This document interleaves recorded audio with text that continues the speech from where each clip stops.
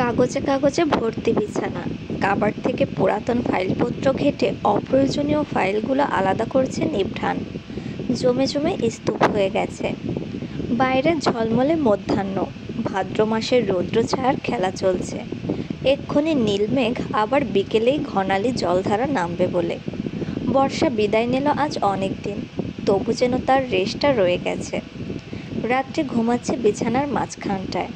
ছুটির দিন শুক্রবার। দুপুরের খাওয়া দাওয়া হয়নি এখনো। 12টার মধ্যে রান্না শেষ করে ঘুম দিয়েছিল রাত্রে, এখনো ওঠেনি।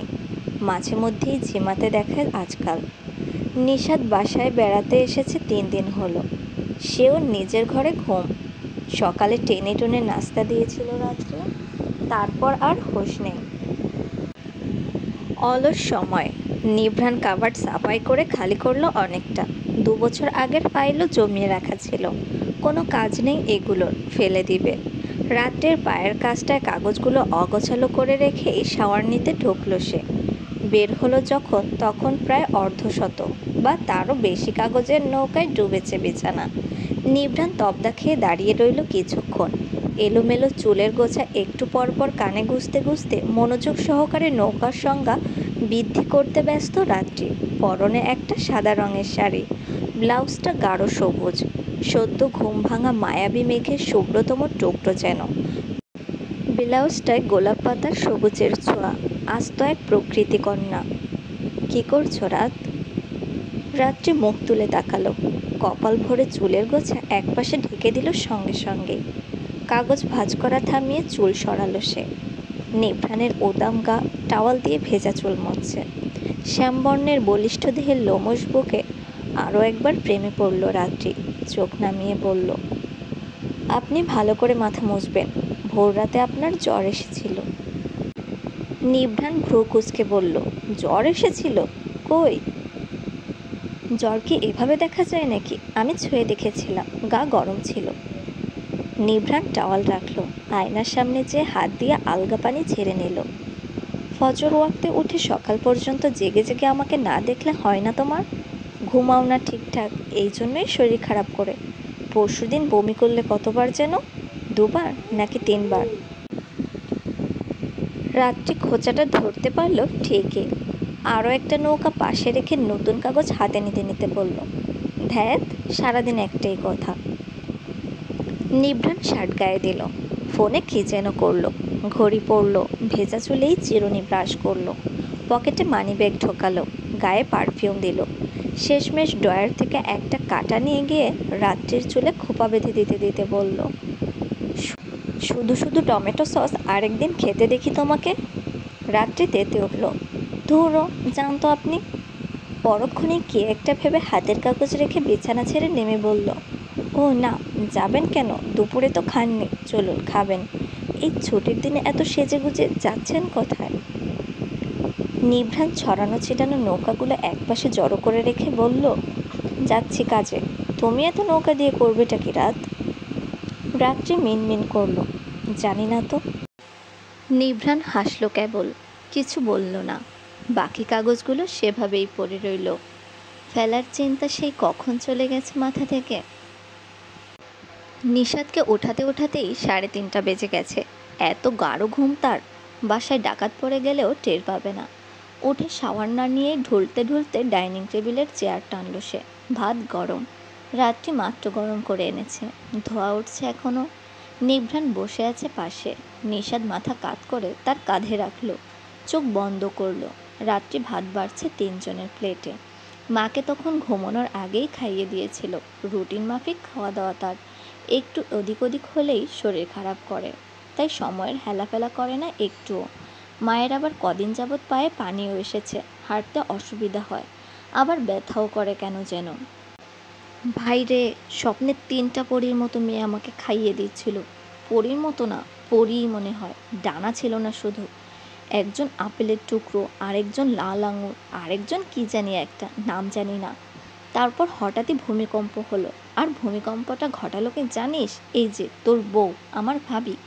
চোখ খুলে হাতের তর্জনী সোজা রাত্রির দিকে তাক করে বলল নিশাদ। রাত্রি হেসে ফেলল, ভাত বাড়া প্লেটটা সামনে দিয়ে বলল, স্বপ্নের খাবার খেয়ে আপনার পেট ভরবে না ভাইয়া, স্বাদও পাবেন না। তার চেয়ে বরং ভাত খান, কাজে দিবে। নিশাদ অসহায় কণ্ঠে বলল, আমি স্বাদ পাচ্ছিলাম ভাবি, আপেলটা কি যে মিষ্টি, আর আঙুর মুখে দিলেই যেন রসালো শরবত হয়ে যাচ্ছিল। বলছে স্বপ্নে মানুষ স্বাদ পায় না, সর্বোচ্চ 6%, আর ঘ্রাণ পায় 7%।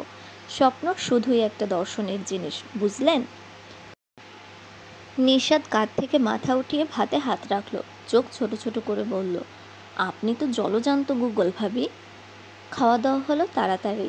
নিভ্রান বেরিয়ে গেল কাজে, বলে গেল রাত হয়ে যাবে ফিরতে ফিরতে। রাত্রি সব গুছিয়ে রাখলো। নিশাদ ঘরে গিয়ে আবার শুয়েছে। রুবিনাও ঘুম তখন। রান্নাঘরে ভ্যাপসা গরম, চায়ের পানি ফুটছে টকবক করে। চপিং বোর্ডে চিকন চিকন করে আলু কাটছে রাত্রি, উদ্দেশ্য তেলে ভেজে ফ্রেঞ্চ ফ্রাই করা। কপালে ঘাম ছুটে গেছে চুলার আঁচে, হাড়টা কেমন কেঁপে কেঁপে যাচ্ছে বারবার। ছুরি দিয়ে কয়েকবার বৃদ্ধা আঙ্গুল প্রায় কেটেই ফেলেছিল। অদ্ভুত তো, তার তো কখনো এমন হয় না।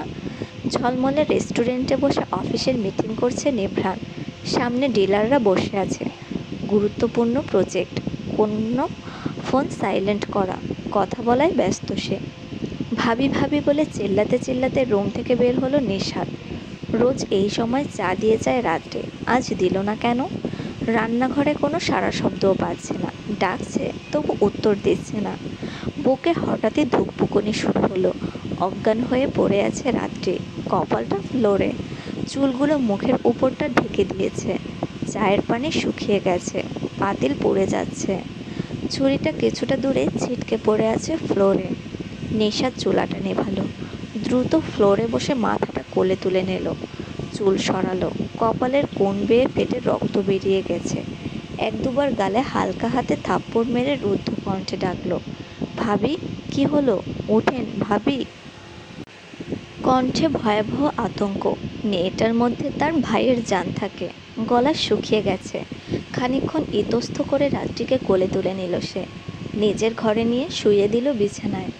জগে পানি নেই। বালিশের পাশ থেকে ফোন নিয়ে নিভ্রানের নাম্বারে ডায়াল করতে করতে ডাইনিংয়ে ছুটল। পানি ঢালল গ্লাসে। ওপাশ থেকে ফোন রিসিভ হলো না। বুকের ভেতর হাতুড়ি পেটা হচ্ছে। পানি হাতে ঘরে গেল, মুখে ছিটালো অল্প করে। জ্ঞান ফিরল না, নড়চড় নেই একদম। নিভ্রানকে এবারও পাওয়া গেল না ফোনে। উপায় না পেয়ে ডাক্তারকে কল করলো সে। বাসায় আসতে বলল। এখান থেকে হসপিটাল অনেক দূরে, যেতে যেতে যদি কিছু হয়ে যায়। এর চেয়ে তার পরিচিত এক ডাক্তারের বাসা কাছে, তার আসতে বেশি সময় লাগবে না। একটু মনোযোগ দিয়ে লক্ষ্য করতেই দেখলো হাতের আঙুলও কেটে গেছে রাত্রির। বৃদ্ধাঙ্গুলের ডগা থেকে অনেকটা নিচ অবধি টুপ টুপ করে রক্তের ফোঁটা সাদা আঁচলে লেগে যাচ্ছে। নিশাদ উভ্রান্তের মতো হাঁপ ছাড়ল। ফার্স্ট এড বক্স খুঁজে বসে পড়ল পাশে। কাপা হাতে কপালের রক্ত পরিষ্কার করলো। হাতে ব্যান্ডেড লাগিয়ে দিল। পাশে ফোন রেখে লাউড স্পিকার অন করে কল দিয়েই যাচ্ছে সে। 17তম বারে রিসিভ হলো। ওপাশ থেকে নিভ্রানের চাপা স্বর, আমি মিটিংয়ে নিশাদ, একটু পর। নিশাদ কথার মাঝেই বলল, ভাবি সেন্সলেস হয়ে গেছে ভাইয়া রান্নাঘরে। ওপাশ থেকে চেয়ার ছেড়ে উঠে দাঁড়ানোর শব্দ হলো, তারপর হাঁটার শব্দ, গট গট। নিশাদ এপাশ থেকেই বুঝতে পারল। নিভ্রান ঠান্ডা গলায় বলল, ও মাঝে মধ্যে জ্ঞান হারিয়ে ফেলে নিশাদ, তুই মুখে পানি ছিটা। ছিটিয়েছি ভাইয়া, জ্ঞান ফেরেনি, তুই আয়, ভয় লাগছে। কপাল ফাটার কথাটা এড়িয়ে গেল সে। নিভ্রান প্যানিক হয়ে উল্টাপাল্টা গাড়ি চালাবে। শেষে আর এক বিপদ হবে। গাড়ি স্টার্ট দেওয়ার ঝনঝনের শব্দ। নিভ্রান বলল, ডক্টর কল করেছিস? করেছি, তুই আয়। আসছি। ফোন কেটে গেল। নিশাদ আবার পানি ছেটালো, এবার একটু বেশি করে। চোখ মুখ ভিজে গেছে পানিতে। পাপড়িগুলো নড়ল একটু। বাম হাতের তর্জনী কাঁপল। মহিলা ডাক্তার, মিস নিকিতা। রাত্রির পালস চেক করলো। নিভ্রান বসে আছে মাথার কাছে। ব্যান্ডেজ লাগানো ডান হাতটা তার দু হাতের মধ্যে বন্দি। নিশাদ দাঁড়িয়ে আছে। রবিনা চিন্তাপূর্ণ ভেজা চোখে চেয়ে আছে মেয়ের মুখের দিকে। মিস নিকিতা কিছুক্ষণ পরীক্ষা করলেন। ডাক্তাররা সাধারণত যা করেন তাই করলেন। চোখ দেখলেন, হার্টবিট মাপলেন, প্রেশার মাপলেন। কপাল আগেই ব্যান্ডেজ করা হয়েছে, ক্ষতটা অত গাঢ় না। শেষমেশ বললেন, ওনার তো সব কিছুই নর্মাল। তাছাড়া আপনারা বললেন 2 দিন আগে বেশ বমি হয়েছিল, আর এভাবে হঠাৎ ফেল্ড হয়ে যাওয়া, আমার ধারণা মতে উনি খুব সম্ভবত সন্তান সম্ভাবা। নিভ্রান দুবার পলক ঝাপটালো, অনিশ্চিত কণ্ঠে বলল, সরি। মিস নিকিতা হাসলেন। আমি একেবারে শিওরিটি দিচ্ছি না, তবে লক্ষণগুলো প্রেগনেন্সির সাথেই মিলে যায়। অভিজ্ঞতা থেকে বলছি, আমার ধারণা ভুলও হতে পারে।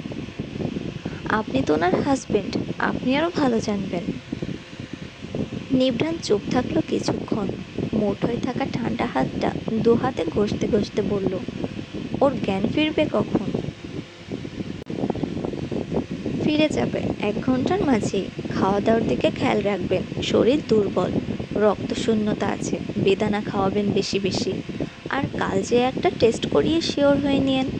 যদি পজিটিভ হয় তাহলে তো আলহামদুলিল্লাহ, আর নেগেটিভ হলেও রিপোর্ট এসে যাবে। নিভ্রান সৌজন্যমূলক হেসে বলল, জি অবশ্যই। উনি চলে গেলেন একটু পর। কিছু ওষুধ লিখে দিয়ে গেলেন যাওয়ার আগে। রুবিনা হাসছেন একটু একটু। সামনে বসা নিভ্রানের চোখে মুখে কোনো অস্পষ্টতা নেই। একধ্যানে রাত্রির চুলে হাত বুলাচ্ছে ও। তিনি বেশ বুঝতে পারছেন পাকাপাকি খুশির সংবাদ আসবে কালকে। নিষাদ ফিরে এলো। নিভ্রান মলিন হেসে বলল, মুখটা শুকিয়ে গেছে, একটু ঠান্ডা পানিতে লেবু চিনি মিশিয়ে এনে দে তো, জ্ঞান ফিরলে খাওয়াবো। নিষাদ এনে দিল। নিভ্রান গ্লাসটা পাশের টেবিলে রেখে রুবিনাকে বলল, আপনি খেয়ে শুয়ে পড়ুন আম্মু, পরে শরীর খারাপ করবে। আমি আছি ওর সাথে, চিন্তা করবেন না। রুবিনা গেল জোড়াজড়িতে। নিভ্রান তখনও চেঞ্জ করেনি, শার্ট প্যান্টটাই পরে আছে। নিষাদ সোফায় বসে রইল কিছুক্ষণ। এখন একটু শান্তি লাগছে। নিভ্রান এক পলক ভাইয়ের দিকে তাকালো। ক্লান্ত দেখাচ্ছে তাকে। নিষাদকে রেস্ট দিতে বলে আলতো হাতে রাত্রিকে কোলে তুলে নিল সে। একটু কি ভারী ভারী লাগছে শরীরটা? দুজনের ভার, নাকি অবচেতন মন অযথাই বেশি ভেবে বসে আছে? আসলেই কি বেশি? অসম্ভব তো কিছু নয়।